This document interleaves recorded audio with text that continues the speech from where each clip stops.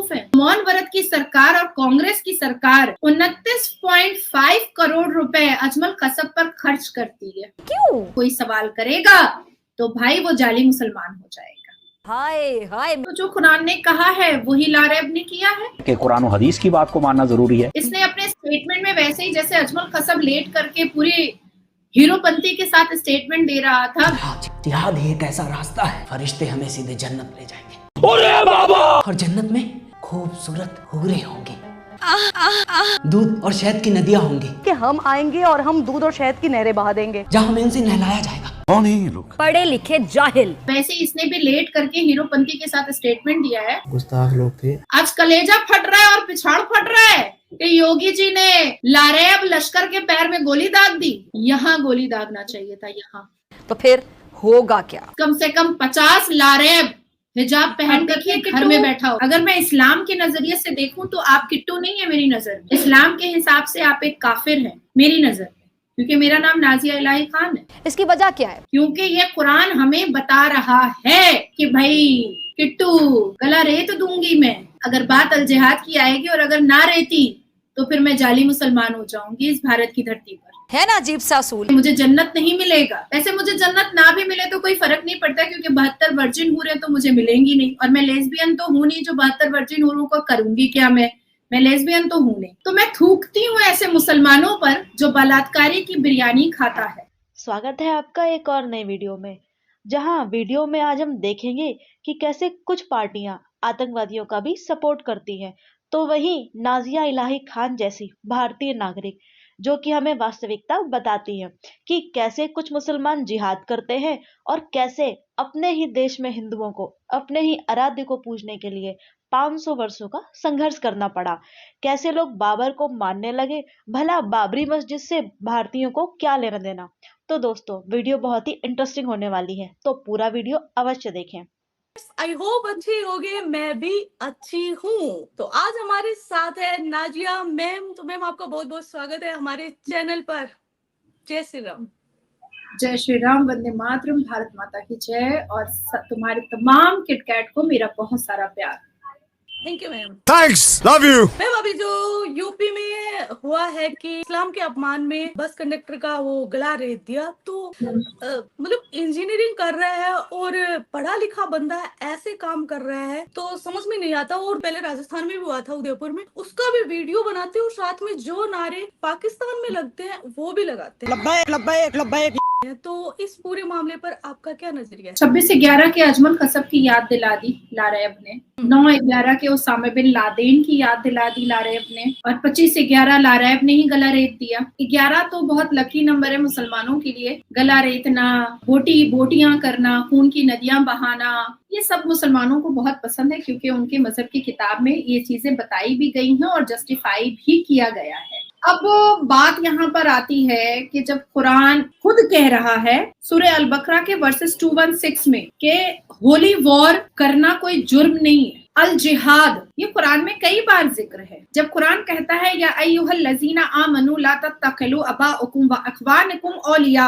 अन अस्तहिब्बु अल कुफ्र अलल ईमान व मन यतवल्ला मिनकुम फउलाइका हुमुज जालिमून। जब कुरान ये कहता है या अय्युहल लजीना आमनू ला तत्तखिजू अबाउकुम व अखवानकुम औलिया इन अस्तहिब्बु अल कुफ्र अलल ईमान व मन यतवल्लहुम मिनकुम फउलाइका हुमुज जालिमून। मुझे लगता है आपको समझ में नहीं आया है।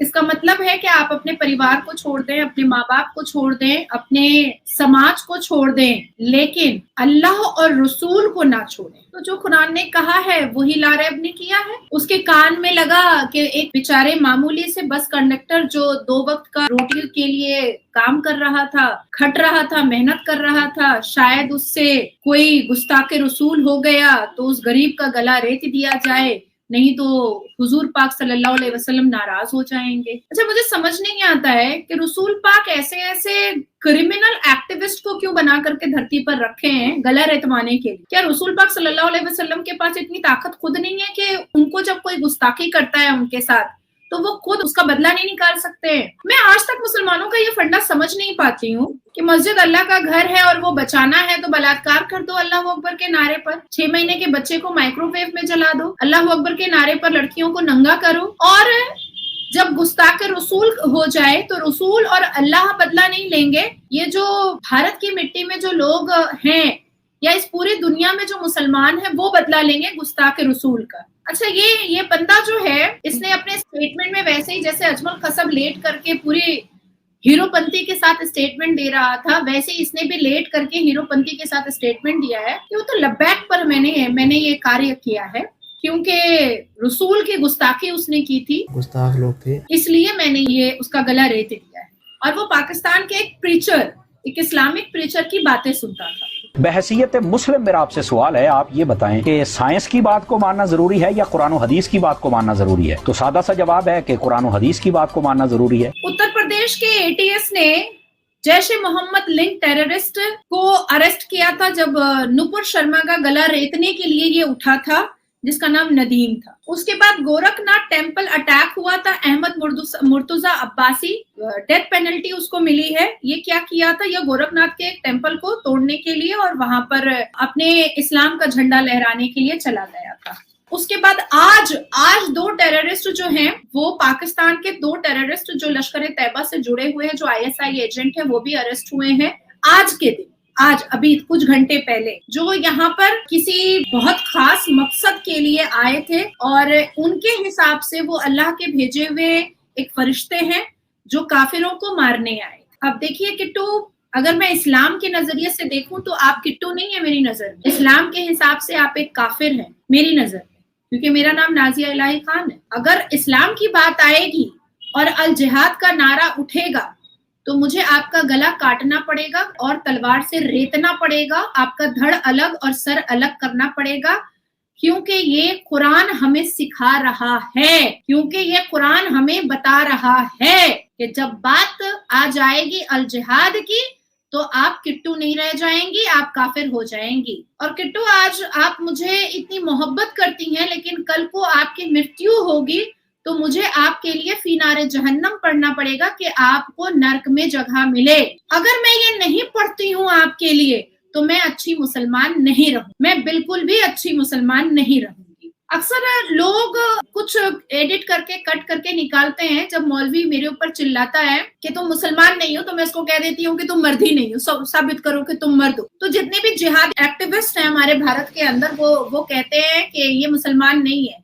तो अगर कोई मुझसे इस चीज की सर्टिफिकेट मांगता है कि मैं मुसलमान हूं कि नहीं हूं, तो मैं भी तो सामने वाले से उसके मर्द होने का और औरत होने का सर्टिफिकेट मांग ही सकती हूँ ना। और नहीं तो क्या। पिछले 76 साल से मुसलमानों ने फ्रीडम ऑफ स्पीच और फ्रीडम ऑफ एक्सप्रेशन का जो नाजायज फायदा उठाया है, तो मैं नाजायज फायदा तो नहीं उठा सकती पर फायदा तो उठा सकती हूँ, क्योंकि संविधान की किताब को हाथ में ले करके लाखों लोगों को न्याय तो मैंने दिलाया है ना न्यायपालिका से। तो एटलीस्ट अपने फ्रीडम ऑफ स्पीच के द्वारा मैं ये तो कह सकती हूँ ना कि भाई किट्टू, गला रेत दूंगी मैं अगर बात अल जिहाद की आएगी, और अगर ना रेती तो फिर मैं जाली मुसलमान हो जाऊंगी इस भारत की धरती पर। मुझे जन्नत नहीं मिलेगा। वैसे मुझे जन्नत ना भी मिले तो कोई फर्क नहीं पड़ता, क्योंकि 72 वर्जिन हूरें तो मुझे मिलेंगी नहीं, और मैं लेस्बियन तो हूं नहीं जो 72 वर्जिन हूरों को करूंगी क्या मैं लेस्बियन तो हूं नहीं। दुर्भाग्य की बात है किट्टू, बहुत बदकिस्मत है हम भारतीय लोग। हमारी किस्मत बहुत फूटी हुई है कि जब नासिर खान जेल जाता है बलात्कार करके एक फॉरेनर लड़की का, और बाहर आने के बाद अपनी शादी में करोड़ों रुपए खर्च करता है, तो मुसलमान की पूरी कौम उसकी शादी की बिरयानी खाने के लिए जाती है, और चेहरे पर एक शिकन भी नहीं होता है कि बलात्कारी की शादी का बिरयानी खाने के लिए जा रहा है। और वो बलात्कारी जिसका उसने बलात्कार किया था वो अब जिंदा भी नहीं है, वो डिप्रेशन में मर चुकी है। तो मैं थूकती हूँ ऐसे मुसलमानों पर जो बलात्कारी की बिरयानी खाता है। बहुत बदकिस्मत है हम भारतीय कि जब अजमल कसब लाखों को मारने के बाद जब अरेस्ट होता है तो मौन व्रत की सरकार और कांग्रेस की सरकार 29.5 करोड़ रुपए अजमल कसब पर खर्च करती है। And I am not wrong, I have proof. जी, इस 30 करोड़ रुपए से कोई स्कूल नहीं बना था, कोई एकेडमी नहीं बना था, कोई यूनिवर्सिटी नहीं बना था, किसी बच्चे को स्कॉलरशिप नहीं दिया गया था, किसी विक्टिम का, रेप विक्टिम का सर्वोच्च न्यायपालिका में फ्री में केस नहीं देखा गया था, किसी हैंडीकैप को का इलाज फ्री में नहीं हुआ था, शिक्षा पर खर्च नहीं हुआ था, मंदिरों पे खर्च नहीं हुआ था। अजमल कसब की रिहाइश, अजमल कसब के ट्रीटमेंट पर कांग्रेस की सरकार ने 30 करोड़ रुपए खर्च किया था। और सवाल करने वाला अगर कोई सवाल करेगा तो भाई वो जाली मुसलमान हो जाएगा। मैंने सवाल किया है, मैं जाली मुसलमान हूं। मैं पूछना चाहती हूं कि कुरान में सूरह अल बकरा वर्सेस 216 से लेकर के सूरह अल अनफल में ये बार बार जिहाद के बारे में क्यों बताया गया है, सर तन से जुदा करने के बारे में क्यों बताया गया है? क्या कुरान वाकई में ऊपर से अल्लाह ने नाजिल किया है या दाऊद इब्राहिम या उसामा बिन लादेन ने लिखा है?